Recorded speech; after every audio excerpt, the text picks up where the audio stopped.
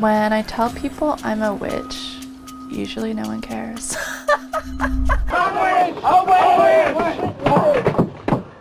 We have found the witch, may we burn her? That's an odd way to start a video. Alright, calm down everyone. How do you know she's a witch? She looks like one. Huh. Really? People don't freak out anymore generally.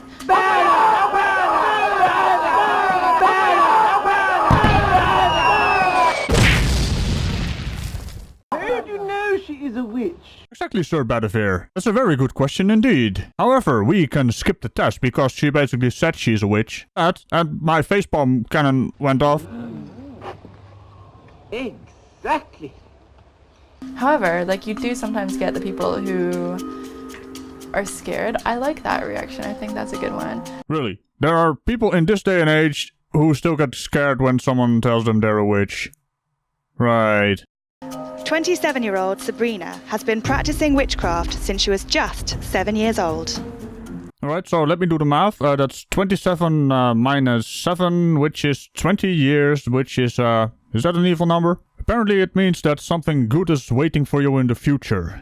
Maybe at the end of this video. You never know. I got into witchcraft at a really, really young age. And I was living in the suburbs in middle America. It's no fun. No, what do you mean it's no fun? Also, I I have to make the joke. It's kind of mandatory. Sabrina the Teenage Witch with Salem the Cat. Oh boy, that was a very bad joke. I do apologize. Or do I? I was brought up in spiritualism through one of my parents, which basically means I went to a lot of seances and table tipping, talking to dead people, all that kind of stuff, energy healing. Really strange hobbies with no foundation in reality. I don't have any problems with that. I mean, you do you. I have a really strange hobby looking up sillies on the internet and, you know, making videos like this. Growing up surrounded by spiritual people, Sabrina made witchcraft the focus of her life, despite sometimes being compared to another, quite different, witch. No. If I'm not allowed to make that joke, you guys are not allowed to make that joke either. I mean, oh crap, well, I'll be right back. So I tried to watch Sabrina the Teenage Witch, but I couldn't get into it because when you grow up, everyone like making fun of you. Haha, Sabrina the Teenage Witch, haha. Funny haha or funny hey hey? I mean, hey, wait a minute, I just got back. Because there was so much animosity where I lived towards people who were witchy. There was a period of my life where I even hated Harry Potter. I love Harry Potter now. Well, last I checked, Harry is a wizard. Sabrina, you made me mess it up. Anyway, she's I'm making all kinds of mistakes here. Did you put a spell on me? But as a kid who was like severely in the closet about witchcraft stuff. Well, that's an expression I've never heard. Coming out of the closet because you're a witch? I guess that's the thing. Why don't you just use your witchcraft to put a spell on people and, you know, to accept them? I don't know, and like having to deal with people teasing me about it, even though they didn't know that that's what they were doing. Like, they were just making fun of the show. Well, I guess you could say that. You just have the same name as Sabrina the Teenage Witch. That doesn't mean they're making fun of you or your witchcraft. It's just the thing that's a coincidence. Speaking of coincidence, most of the outcomes of witchcraft spells are usually coincidental. I mean, what exactly is the success rate for spells? Could it be, oh, I don't know, fairly close to just random chance? Causing some kind of placebo effect, maybe, perhaps, or something along those lines. We are currently at one of my absolute favorite stores to go get magical supplies, and as you can see, there's an awesome whole wall of every herb you could pretty much ever want. Like, it's a magical emporium for anything. Well, that's all fine and dandy, except for the fact that you are in a store that sells these supplies for witchcraft and, you know, incense and woo peddling. Woo peddling? I don't know. Let's look at the sign at the window. So it says, best incense in town, spiritual cleanse, self-healing. Now, correct me if I'm wrong, a shop like that would, you know, get that stuff in inventory. It's not magical. But hey, maybe I'm splitting hairs. So, candles. This is my favorite part of the store. Because all of the candles are basically figurines, Which is the most fun thing ever, right? Yeah, I guess. It's a fun idea to have figurines made out of candle. What are you, doing voodoo? So you can use these in love spells or... Love spells. You know, you could just go to an event, a bar, or sports and that kind of stuff to meet people and just, you know, ask them out on a date. I mean, if this gives you confidence in that kind of stuff, I guess that works. I don't know. I don't care. But yeah, have fun, I guess. If you want to do something for someone or on someone. Phrasing? It helps to have like an actual image of them, right? So that's what this is all about. Let's just see what else they got. They've got one for women, so if you're doing something on yourself, like a healing thing for yourself, this would be a really good one to go with. Actually, I might grab one of these for today. You just said doing something on someone else. You're a voodoo specialist. I mean, I really have to ask this question. There better not be a Ragical shaped candle there. What else do we have? Of course. Well, what? Oh, well, I walked into that one. Sex magic. Everyone does it. Well, you know, if you're brave enough, everything's and every single color is associated with something different, basically. So. What the hell was that for? I was gonna. Yeah, well, there's also a Crusader on the shelf there. Wanna explain to me what's that supposed to be? Oh, of course. It's the perfect shape. Yes, quite. Let's say you're doing a spell for banishing bad vibes. This would be a really good color to choose for that. Well, that's odd. I would have figured you would need a white candle for that, you know, to banish the blackness of the bad vibes. I don't know, I'm not a witch. You are the expert here. Or are ya? Wait a minute. Maybe I just outwitched a witch. If you want to attract some love in your life, red, of course. Of course. Or demons. Demons are also red. Typical, but true.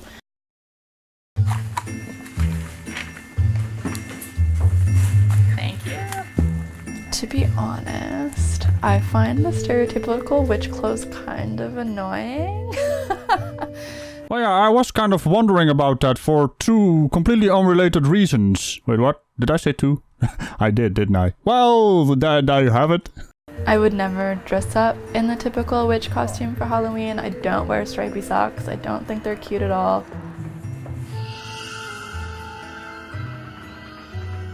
Well, you do realize that is stripist, and that was one hell of a scene transition. I like it. Despite not dressing like a stereotypical witch, Sabrina does, however, practice spells and involve herself in other areas of magic and witchcraft. Let me guess. Salem? Or not Salem? Oh, she's called Sabrina, so this is probably Salem. It's not a black cat, though. It's a stripy brown cat, so... So you do spells, eh?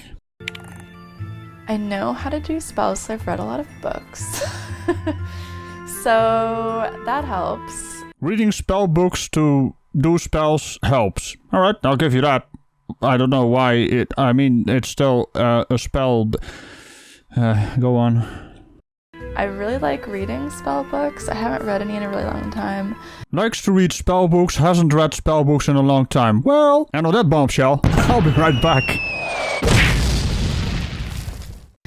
But once you read enough of them and you get the hang of it, patterns kind of start to emerge. It's like learning any language. Well, fair enough, I guess. I mean, if you read a lot of books that you have read, then you actually start to see patterns and you can actually do the thing that is being written in the book.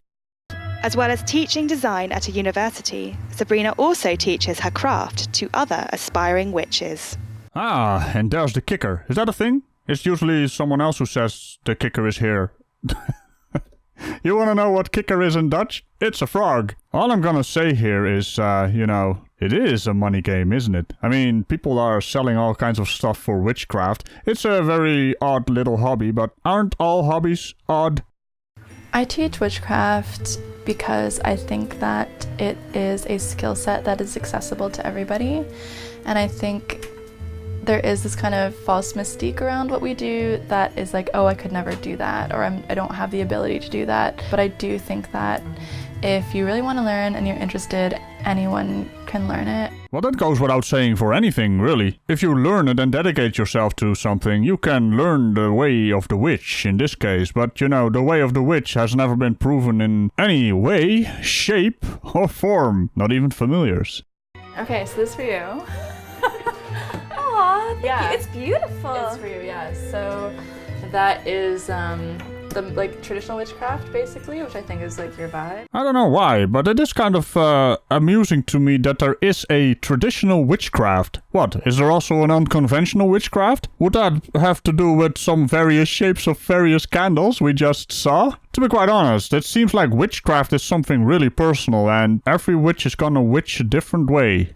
My goal in practicing witchcraft is mostly to just feel connected to the world and to feel connected to myself and to everyone else around me.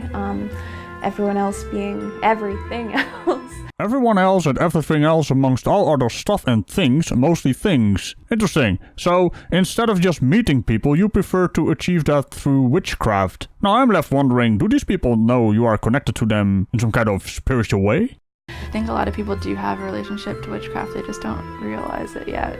Because their idea of what witchcraft is based on like weird media representations of pointy hats. What do you have against pointy hats? My wizards and warlocks have pointy hats. Also, I was kind of expecting a very spiffy looking scene transition, but no, it's just cut. Don't lead up with an awesome sound cue and then leave us hanging like that. I mean, what are you doing? One ritual that I've done that worked really well was... Oh, hey! Oh, false alarm. Never mind. Carry on. I periodically will do money rituals. I guess it's a bit crude to say, but... Money rituals. I hate to say it, but I told you so. You know, just a few minutes ago. And to be fair, I don't really care at all. Because, you know, people are doing this for their own hobby kind of thing, and there are other hobbies out there which are stranger than it. So, well, apart from the talking to the dead stuff, that's an emotional thing where there are, in a way, taking advantage of people's emotions. That is something I do not like. I've done it. It works. It's fine. You light a candle, you put your vibes in it, and the world does what it needs to do. And yeah, it's been solid. Like, you get surprises in the mail, and you're like, oh, money, great. So it's fabulous. What? What are you looking at me for? I don't have a problem with this. If she wants to make candles that people buy, and I mean, they look pretty, so why not sell them? I mean, it's not like she's, you know, casting spells on people to buy their things. Wait a minute. Or is she? Now, witchcraft is getting a bit of a moment in the spotlight, which happens about every 10 to 15 years. I do think that more millennials will continue to be attracted to witchcraft, and part of the reason I think that is from what I see teaching, especially in a university context, a lot of the younger generation. Oh, hey, camera angle. You can't tell me you didn't do that on purpose. I mean, look at that awesome candle. What? Why? Is very keyed into political issues, and they're very aware about what is happening with marginalized communities. I think it's only natural that there will also be an attraction to things like witchcraft and magic and spirituality. Wait, did she just get a bloody victim card in there? Now, you know, centuries ago I would agree with witches being, you know, a minority that was completely discriminated against. But in this day and age, it's not on that level anymore. We don't burn witches anymore. And as a matter of fact, we should have never done that. But I guess you guys could be considered still an outcast from society in some way. But why don't you just cast a spell on the entire human race? Or is there maybe something wrong with witchcraft that you cannot do that? Let me guess, witches are not powerful enough? Being a witch is important to me because it's everything that I do. It's how I see the world. And so I can't distance it from myself. It's not something that I do on weekends or like on full moons. It's like full on all the time, every day.